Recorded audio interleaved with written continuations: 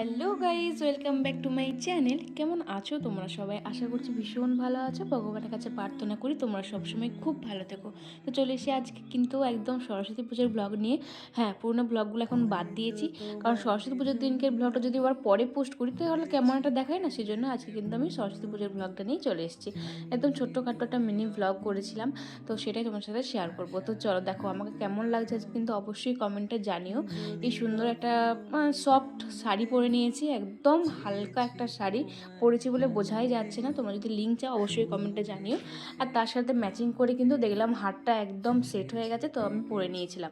তবে আমার ইচ্ছে করছিল না, তবে বান্ধবীরা, আমার মা খুব জোর করেছিল যে এই হারটাই পরার জন্য। কিন্তু আমি একটা পার্ল সেটের হার পরেছিলাম, জাস্ট সিম্পল সেরেছিলাম, ওইটাই আমার বেশি ভালো লাগছিল।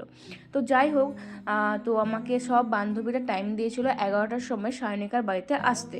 তো সেই কথা মতোই আমিও কিন্তু চলে এসেছিলাম মোটামুটি 11:30টার দিকে। তো এসে দেখি সায়নিকার কিচ্ছু হয়নি, সুদীপা এসে বসে আছে, ওর দাদার মেয়েটা এসেছে পুচকিটা। তো ওদেরকে দেখিয়ে দিলাম, ওদের কেমন লাগছে সেটা কিন্তু অবশ্যই জানিও তোমরা কমেন্টে। সুদীপাকে তো খুব সুন্দর লাগছিলো, আর পুচকিটাকে সব থেকে সেরা লাগছিলো।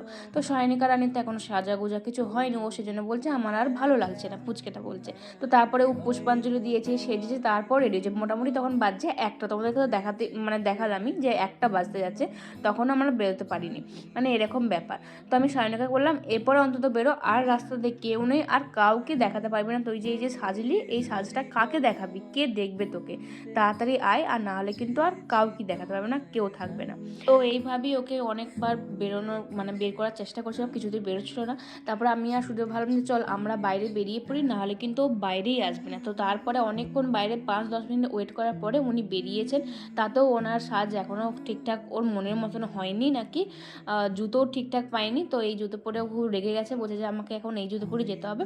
আমি বলছি আমি তো কোন বহু যুগ আগে থেকে, যে 2-3 বছর আগে জুতো কিনেছিলাম, সেই জুতো পরেই এখনও যাচ্ছি, তো আমার ওইসব কিছু নেই। তো চল আমার সাথে বেরোচ্ছিস যখন, চল ওসব কিছু করতে হবে না, এরকম বলছিলাম। তো ও বলছিল যে আরে সকাল থেকে অনেক কাজ করেছি সেজন্য একটু লেট হয়ে গেল। আমি ওদেরকে বলছি দেখ রাস্তাতে একজনকে দেখতে পাচ্ছিস, একজনও নেই যে আমাদের সাথে একটু তালে তাল মেলাবে, কেউ ছিল না, কেউ না। তখন সায়নিকা বলছে আরে তুই চল না, আর একটুখানি এগিয়ে চল, দেখবি কত মেয়ে দেখতে পাবি, কত ছেলে দেখতে পারবি। তো এই করে করে আমরা কিন্তু আমাদের স্কুলে এসে গেছিলাম। অনেক দিন পরে এলাম, মানে বছরে ওই একবারই আসা হয় কতুলপুর হাই স্কুলে। স্কুলটাকে কিন্তু বড্ড মিস করি। আর সায়নিকার কথাই কিন্তু ঠিক হলো, সত্যি দেখো এখনও কত জন আছে, সবাই কি সুন্দর সুন্দর শাড়ি পরে সবাই সেজে গুজেছে, ছেলেরা সব পাঞ্জাবি পরেছে, দেখতে কত ভালো লাগে এই দিনটাকে। সত্যি ভীষণ, আগের দিনগুলোতে তো ভীষণ মিস করি। এখানটাতে এলে একটা নস্টালজিক ব্যাপার হয়, মানে মনের মধ্যে একটা ফিল হয় যে এই তো কিছুদিন আগে আসতাম, শাড়ি পরতে লজ্জা পেতাম, শাড়ি পরে কি করে যে স্কুলে ঢুকবো এইটা ভাবতাম, সবাই দেখবে হাঁ করে, তারপরে মনের মানুষটার সাথে কিভাবে তাকাবো সেজে গুজে, একটা আলাদাই ফিলিং ছিল, আলাদাই ব্যাপার ছিল একটা, সেটা আর এখন বলে বোঝানো যাবে না। এখনকার দিনের এই জিনিসগুলো হয় না, মানে আমাদের জেনারেশনটাই হয়তো লাস্ট ছিল এরকম।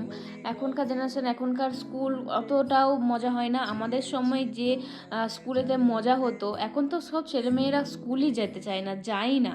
আমরা 12-11-এ এত মজা করেছি যেটা বলার বিষয়ই নয়। তো সেইগুলোকে ভীষণ মিস করি স্কুলটাতে এলে। তো যাই হোক, এই হলো আমাদের সরস্বতী মা, আর সরস্বতী মার সাথে আমিও নিজেকে একটু দেখিয়ে দিলাম, আর স্কুলটাকে তো ভালো করে দেখিয়ে দিলাম মোটামুটি। তারপরে তো আর ওই ছবির চক্করে ভিডিও করতেই পুরোপুরি ভুলে গেছি। অনেকের সাথে দেখা হয়েছে, অনেক দিন পর মজা হয়েছে, বেশ ভালো লেগেছে। আর প্রচুর প্রচুর ছবি তুলেছে, সেগুলো তোমার সাথে আস্তে আস্তে সবই শেয়ার করব। অনেক ছবি স্টকে করে নিয়েছি, কারণ স্টক ফুরিয়ে গেছিলো, এরপরে আস্তে আস্তে আবারও মানে ছবি দেখতে পাবে তোমরা। তো যাই হোক, আমরা কিন্তু এসে গেছি একটু খাওয়া দাওয়া করতে। বেজে গেছিলো তোমার ওই প্রায় 2-2:30টার মতন। তো রয়্যালে এসে গেছি, যেটা আমাদের লাস্ট ভরসা, রয়্যালে আসতেই হবে আমাদের যে কোনো ওকেশনেতে। তো এসে গেছি, কি সুন্দর করে সাজিয়েছে দেখো। আর এই দেখো আমাদের মিষ্টি মেয়ে আর মিষ্টি দাদার সাথে দেখা হয়ে গেছে, স্মৃতিকণা আর পলাশদা। তো স্মৃতিকণার ব্লগ তো তোমরা সবাই দেখো এখন, ও কিন্তু খুব খুব মিষ্টি, যতটা না ফোনে মিষ্টি তার থেকে অরিজিনালি আরোই মিষ্টি। আমার ভীষণ ভালো লাগে ওকে, প্রথম থেকে ওকে ভীষণ আমার ভালো লাগে। কখনো মানে যে ভীষণভাবে মিশেছি বা আমরা এক ক্লাসে পড়ি সেসব কোনো দিনই না, বাট দুজন দুজনকে ভালো লাগে, এটাই হচ্ছে যে ভালোবাসা আর কি। কিন্তু এখন সেটা পুরোপুরি বদলে গেছে, এখন কিন্তু আমরা ভীষণভাবে কথা বলি, ফোনেতেই কি হোয়াটসঅ্যাপে কি ফেসবুকে, সবসময় কথা তো চলতেই থাকে। এখন তো অচেনা বলে মনেই হয় না যে এই প্রথম দেখা হচ্ছে কথা হচ্ছে, সেরকম কোনো ব্যাপার না, জুনিয়র বলে কোনো কিছু না, একদম বিন্দাস, খুবই ভালো লাগে। আর আমাদের তিনজন কেমন লাগছে সেটা কিন্তু অবশ্যই জানিও। আর এখন করছিলাম কয়েকটা রিলস, আর সেটা কিন্তু আমাকে মিস্টার ভদ্র ভিডিও বানিয়ে দিয়েছে, তো তোমার সাথে একটুখানি শেয়ার করে দিলাম। এইগুলোই তো মজা, তাই না? এগুলোই তো স্মৃতি হয়ে থাকবে। তবে আমার মনের মতন আছে কি, মানে কিছুই হয়নি সেরকমভাবে। তো যাই হোক, রয়্যালে তো অনেকক্ষণ বসেছিলাম, মানে রয়্যালে অর্ডার দিয়ে 1 ঘন্টা বসেছিলাম, আবার মানে টেবিল পেয়ে আবার 1 ঘন্টা বসে থাকতে হয়েছে, মানে মোট 2 ঘন্টা, মানে আলা হয়ে গেছিলাম, আর পারছিলাম না, বিরক্ত লাগছিল।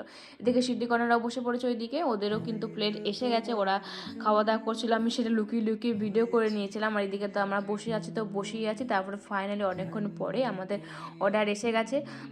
আজকে আর বিরিয়ানি আরে কিছু খেতে ইচ্ছে করছিল না, প্রচণ্ড খিদে পেয়ে গেছিলো। কালকে সেই রাত্রেবেলা খেয়েছি, আসার পথে মা আমাকে একটুখানি মুড়ি ঝোল করে খাইয়ে দিয়েছিলো, বলছে না তোরা এখন কখন খাবি, ঘুরতে ঘুরতে সে লেট হয়ে যাবে, একটু কিছু খেয়ে যা। তো সেই জন্য বাটার নান অর্ডার দিয়ে দিয়েছিলাম, আর বাটার চিকেন কষা, আর সায়নিকা দিয়েছিল কুলচা। তবে আজকের বিলিংটা কিন্তু আমিই করেছি, কারণ ওদেরকে আমি জন্মদিনের ট্রিট দিয়ে দিয়েছিলাম। আর এদিকে ভাইও একবার এসেছিলো, ভাই দেখা করতে এলো যে ওদের টেবিলটা যদি ফাঁকা হয় তো দিয়ে দিবি, তারপর ওরা নিজেরাই টেবিল পেয়ে গেছিলো। তো আমার ভাইকেও কিন্তু ভীষণ সুন্দর হ্যান্ডসাম দেখতে লাগছিলো, আমি নিজেই দিদি হয়েই আমি ভাইয়ের উপর কাশ খেয়ে যাচ্ছিলাম, এত সুন্দর হ্যান্ডসাম লাগছিলো। ভাইটা দেখতে দেখতে বড় হয়ে গেলো, কিন্তু ওকে কেউ বলবে না যে ও উচ্চ মাধ্যমিক দেবে, একদম কি বলবো আর। যাই হোক, এদিকে তো আমি তো খাওয়া স্টার্ট করে দিয়েছি, আমি আর লোভ সামলাতে পারছি না। তো আজকের এই ছোট্ট খাট্ট একটা মিনি ভ্লগ তোমাদের কেমন লাগলো সেটা কিন্তু অবশ্যই জানাবে। আর সরস্বতী পুজো তোমরা কেমন মজা করলে, কোথায় ঘুরতে গেলে সেটাও কিন্তু কমেন্টে জানাবে। ভালো লাগলে অবশ্যই লাইক কমেন্ট শেয়ার করতে একদম ভুলবে না। দেখা হচ্ছে পরের ব্লগে খুব তাড়াতাড়ি, ভালো সুস্থ হবে, বাই।